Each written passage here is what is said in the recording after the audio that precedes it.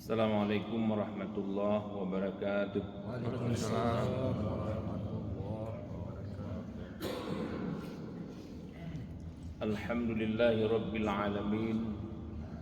Wassalatu wassalamu ala sayyidil mursalin Sayyidina wa maulana Muhammadin wa ala alihi wa sahbihi ajma'in. Amma ba'd. Puji dan syukur pada Allah Subhanahu wa taala. Pada pagi yang mulia ini kita masih diberi kesehatan, kekuatan dan kesempatan sehingga dapat melaksanakan tugas dan kewajiban kita, yaitu melaksanakan salat subuh secara berjamaah.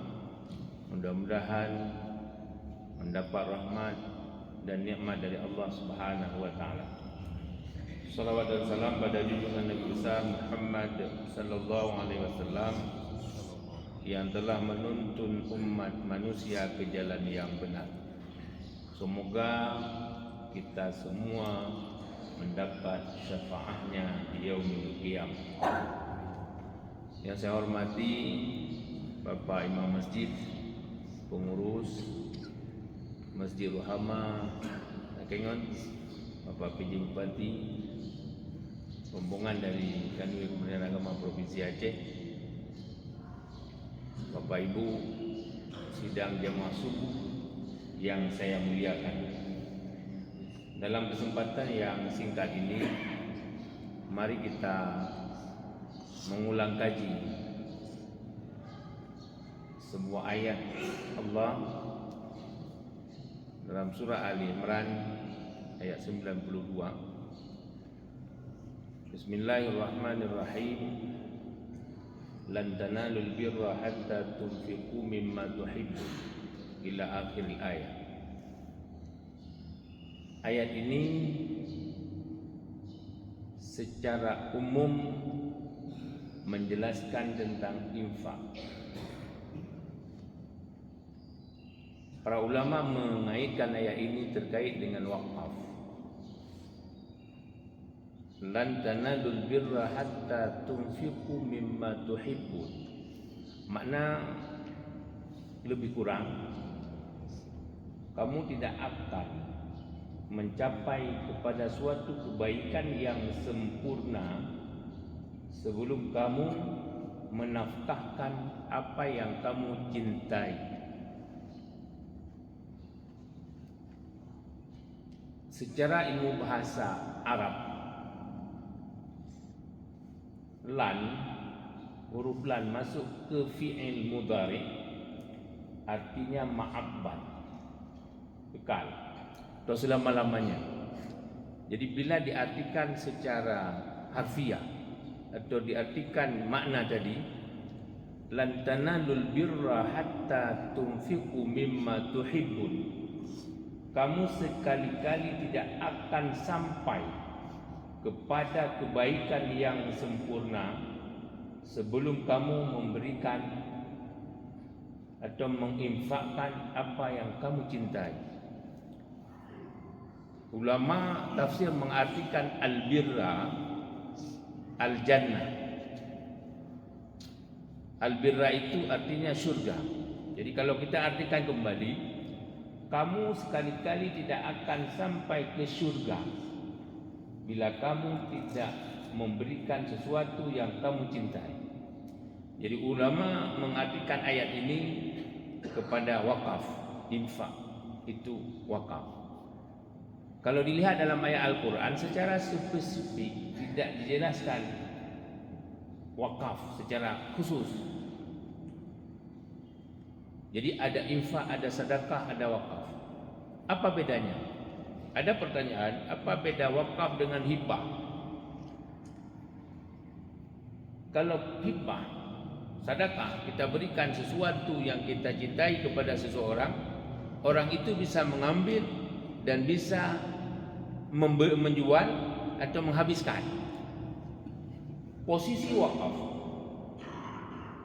kita berikan sesuatu untuk dimanfaatkan kepada kebaikan, apakah itu untuk pendidikan, untuk kepentingan umum, untuk masjid, untuk pesantren, untuk sekolah, dan sebagainya, innya tidak boleh hilang, jadi manfaatnya dipegang, manfaatnya yang diberikan. Cerita wakaf ini diawali dari para sahabat dulu. Ketika ayat lan tanalul birra hatta tunfiqu mimma tuhibbun ini turun, para sahabat datang ke Rasulullah. Malam enggak bisa tidur sebelum jumpa Rasulullah. Contoh Abu Talha. Ya Rasulullah, saya ingin memberikan sesuatu yang sangat saya cintai. Ada sepetak sebuah kebun kurma yang sangat bagus di depan Masjid Nabawi, diberikan untuk kepentingan agama, untuk dakwah, dimanfaatkan untuk umum, untuk kemaslahatan umat, dan ainnya tidak hilang. Asal kata ain tidak hilang adalah sejarah ketika Umar bin Khattab mendapatkan sebuah atau sepetak kebun kurma di Khaybar yang sangat rindang, yang sangat subur, yang sangat bagus. Lalu Umar menghadap Rasulullah. Ya Rasulullah, saya tidak pernah mendapatkan kebun kurma seindah ini, atau sebagus ini, atau sesubur ini. Apa yang harus saya lakukan ya Rasulullah? Maka Umar menanyakan itu kepada Rasulullah. Rasulullah menjawab, kalau Umar mau tahan ainnya, ambil manfaatnya. Hasil kurma itu kamu bagi-bagikan dan kamu ambil sedikit untuk saudara atau pengelola. Maka hadis ini menunjukkan bahwa wakaf itu produktif. Tahan ainnya, ambil manfaatnya. Wakaf itu tidak boleh hilang. Wakaf itu tidak boleh dijual. Wakaf itu tidak boleh diwarisi. Wakaf itu tidak boleh dihibah. Yang sudah namanya wakaf, innya harus kekal selama-lamanya, dan yang diambil adalah manfaatnya. Bagi kita masyarakat Islam, cerita wakaf sudah lama masa Rasulullah. Kalau di Aceh juga sudah lama. Tidak lagi cerita baru, tapi manajemen pengelolaan yang perlu kita tingkatkan. Semua kampung ada wakaf. Apakah itu diwakaf untuk masjid, untuk pendidikan, untuk pesantren, untuk sekolah, untuk yayasan, untuk kuburan, dimanfaatkan hasilnya, innya tetap lestari sepanjang masa.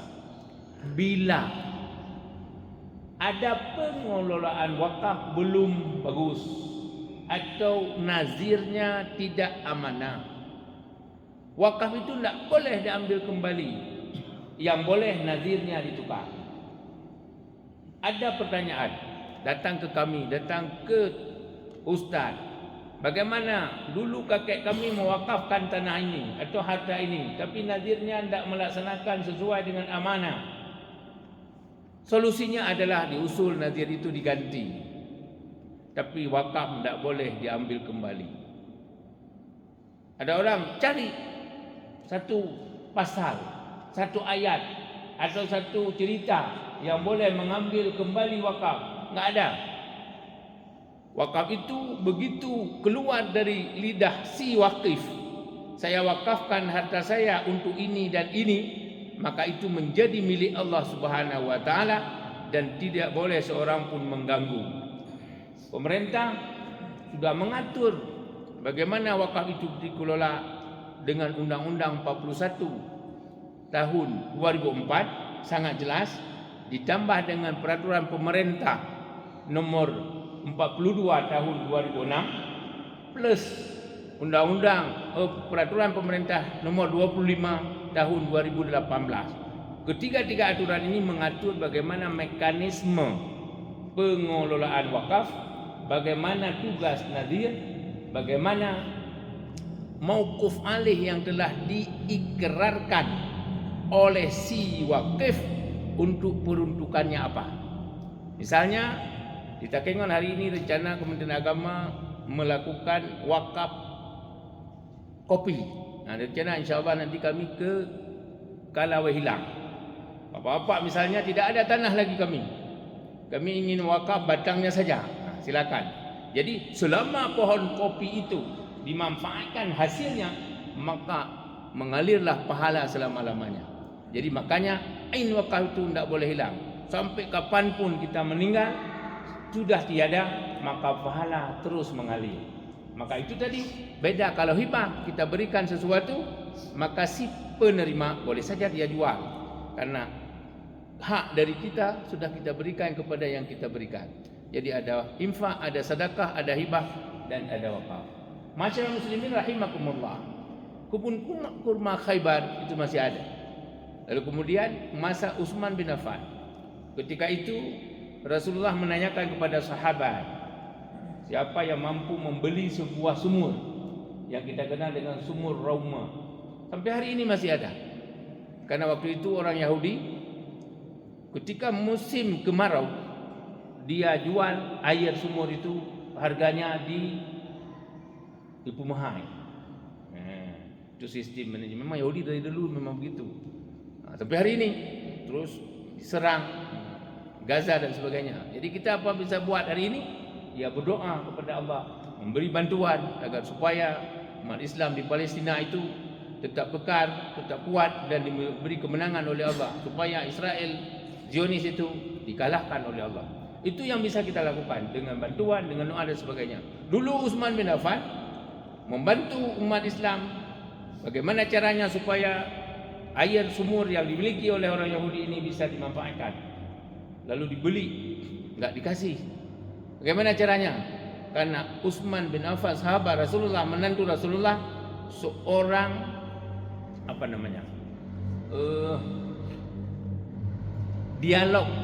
dialogis atau orang-orang yang bisa menyelesaikan perkara.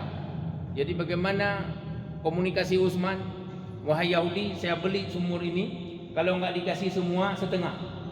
Kalau harganya misalnya hari ini 1 juta, maka harga 1 juta itu untuk setengah dibeli oleh Utsman. Saya setengah untuk pemilik, karena Yahudi ingin uang banyak, dibeli oleh Utsman. Jadi satu hari Senin dipakai untuk Utsman, hari Selasa pakai untuk Yahudi. Ini strategi namanya. Jadi Utsman mengumumkan kepada seluruh penduduk Madinah, siapa yang butuh air setiap hari Senin ambil sebanyak-banyaknya. Ini strategi. Kadang kita hendak lebih senang kepada lawan daripada kawan. Ambil sebanyak-banyaknya. Jadi hari Senin untuk kebutuhan Selasa ambil semuanya. Lalu kemudian hari Selasa enggak ada lagi yang ambil air. Ditunggu oleh Yahudi. Ternyata orang yang membutuhkan air sudah ngambil kemarin. Maka lama-kelamaan akhirnya Yahudi ini juga menjual semua sumur ini. Lalu Utsman mewakafkan sumur Ar-Rauma ini untuk umat Islam, dan sampai hari ini masih ada. Itu makna tahan innya, ambil manfaatnya. Kita semua hari ini mungkin bukan tanah sebenarnya semakin sempit, orang semakin banyak. Ada orang mengatakan nggak bisa diwakafkan, tanah semakin sempit. Bukan, tanah mantong ketot. Bukan dunia jamun binung urung karame. Jadi untuk mewakafkan tanah sudah agak kurang karena tidak dimiliki. Tapi kita banyak uang. Banyak uang di HP itu. Tinggal keluar dari sini, klik, udah wakaf 1 juta, wakaf 1000, wakaf 10.000, wakaf 100.000. Setiap saat kita bisa berwakaf. Hari ini wakaf uang juga sudah menjadi sebuah ibadah yang luar biasa, karena sudah ada penerima. Kalau kita di Aceh ada Bank BPD, Lembaga Keuangan Syariah Penerima Wakaf Uang. Ada Bank Syariah BSI, Bank Syariah Indonesia. Ini bisa menerima. Kalau kita tidak memiliki tanah, kalau masih banyak tanah, silakan berwakaf. Oh, kami enggak ada tanah, yang ada kebun kopi.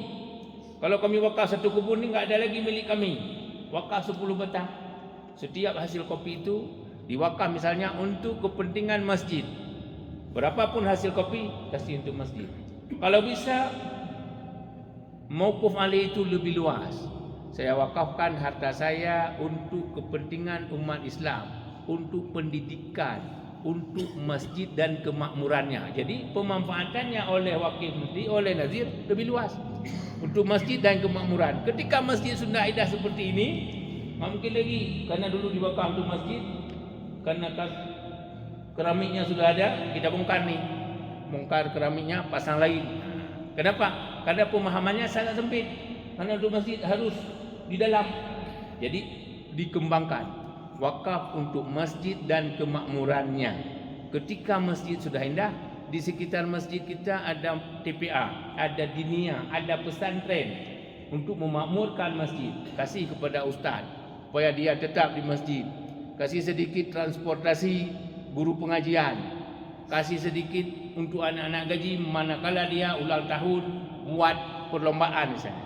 Kalau mauquf alihnya untuk masjid dan kemakmurannya. Tapi kalau disebut untuk masjid, maka nazir tidak boleh mengalihkan untuk yang lain. Khusus sebagaimana ikrar wakil. Ma'asyiral muslimin rahimakumullah. Mudah-mudahan kita semua kalaupun tidak memiliki harta untuk mewakafkan sesuatu, minimal kita menjadi orang-orang yang menjaga harta wakaf. Kalaupun posisi kita tidak sebagai nazir, minimal kita ingatkan nazir, tolong sertifikat wakaf itu diurus. Tolong kalau belum ada akte ikrar wakaf, datang ke KUA supaya wakaf itu ada akte ikrar wakaf, sehingga wakaf itu lestari sepanjang masa. Mengakhiri ceramah singkat, sebagai ilustrasi kita Aceh ada wakaf Habib Buga di Arab. Ini orang-orang yang sudah pergi ke Arab sudah tahu bagaimana amanahnya seorang nazir di Arab Saudi. Ratusan tahun lalu Habib Buga mewakafkan hartanya di sekitar tanah, di sekitar Masjidil Haram. Karena perluasan Masjidil Haram, maka wakaf yang dulu sudah dalam masjid bergeser ke samping atau ke depan atau ke tempat lain. Yang mau saya katakan bahwa wakaf itu tidak bisa dijual, tidak boleh dihibah. Solusinya hanya satu, yang boleh ditukar. Ruwislah. Nanti perluasan jalan menuju Takengon, ada tanah wakaf pinggir jalan, nggak boleh dijual tanah wakaf itu. Tapi panitia dan nazir mencari tanah lain seharga tanah wakaf, seluas tanah wakaf minimal, lebih luas lebih bagus. Maka yang boleh itu. Jadi in wakaf tadi tetap tidak hilang. Seperti jalan tol yang sedang dibangun di Aceh, itu banyak sekali tanah wakaf yang kena jalan tol. Solusinya adalah panitia pembebasan jalan bersama nazir mencari tanah lain seharga dan seluas tanah wakaf untuk diganti. Enggak boleh uang tanah wakaf itu dipegang oleh nazir. Enggak boleh harga tanah wakaf itu dipegang oleh panitia. Khawatir nanti enggak sempat dibeli yang lain. Jadi sebelum ada tanah pengganti, maka enggak boleh uang itu dilakukan transaksi. Maka yang boleh adalah tanah wakaf, harta wakaf itu tukar guling. Sebagaimana praktek yang sudah dilakukan di Arab Saudi dan juga di Aceh sedang berlangsung sekarang. Ada puluhan lokasi Aceh Besar dan PD yang terkena jalan tol, maka panitia harus mencari tanah lain minimal seharga dan seluas tanah yang kena wakaf. Barangkali nanti ke Takengon juga seperti itu. Perluasan jalan ada tanah wakaf. Catatan Bapak Ibu, kalau kita bukan nazir, minimal menyampaikan kepada nazir bahwa wakaf itu tidak boleh dijual. Bagaimana juga kena jalan, cari tanah lain untuk dibeli dengan harga tanah wakaf tadi. Sehingga harta wakaf yang hari ini diikrarkan oleh wakif sampai kapanpun tetap lestari sepanjang masa. Mauquf alih harta wakaf Habib Buga di Arab Saudi untuk hasilnya digunakan untuk jamaah haji asal Aceh. Maka jamaah haji asal Aceh sampai hari ini mendapat kompensasi dari sewa hotel itu.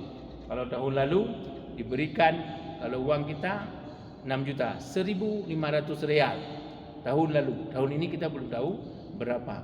Jadi jamaah haji asal Aceh sesuai dengan mauquf alih yang diikrarkan oleh Habib Buga mendapat kompensasi atau hasil dari penggunaan hotel itu.